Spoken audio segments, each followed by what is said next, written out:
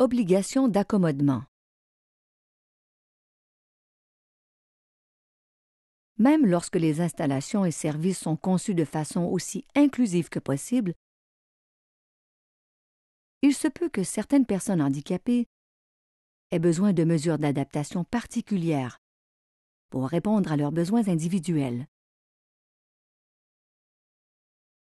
L'obligation de tenir compte des besoins des personnes handicapées ou obligation d'accommodement est une obligation légale qui incombe aux syndicats, propriétaires et fournisseurs de services en vertu du Code.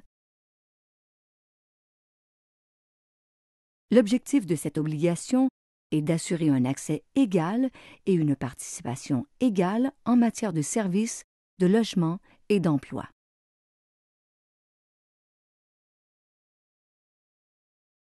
L'accommodement est une responsabilité partagée. Toutes les personnes concernées, y compris la personne qui le demande, devraient coopérer au processus en échangeant des renseignements pertinents et en cherchant de concert les solutions les meilleures.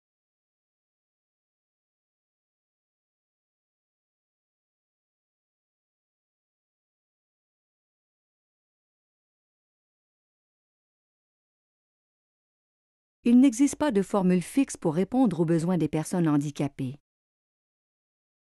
Même si certaines mesures d'adaptation ou accommodement peuvent satisfaire un grand nombre de personnes, il faut néanmoins tenir compte des besoins individuels chaque fois qu'une demande d'adaptation est déposée.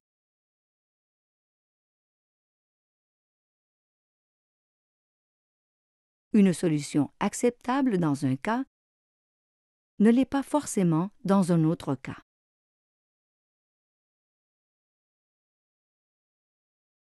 Voici quelques exemples de mesures d'adaptation. Souplesse accrue dans les heures de travail ou les pauses. Documents de lecture offerts en d'autres formats, texte numérisé, braille ou gros caractères. Offre de services d'interprétation gestuelle ou de sous-titrage en temps réel pour les personnes sourdes, devenues sourdes ou malentendantes pour leur permettre de participer à des réunions.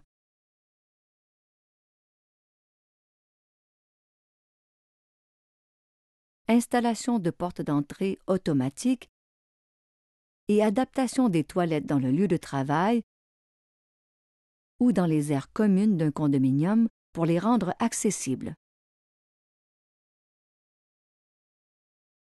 Selon les circonstances, restructurer un emploi, recycler un employé ou l'affecter à un autre poste.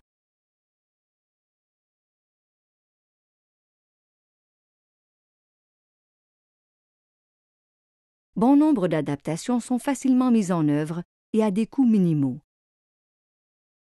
Dans certains cas, la mise en œuvre immédiate de la meilleure solution résulterait en un préjudice injustifié, compte tenu du coût ou des exigences en matière de santé et de sécurité. Le devoir demeure de trouver une solution de deuxième choix qui ne causerait pas un préjudice injustifié et de la mettre en œuvre.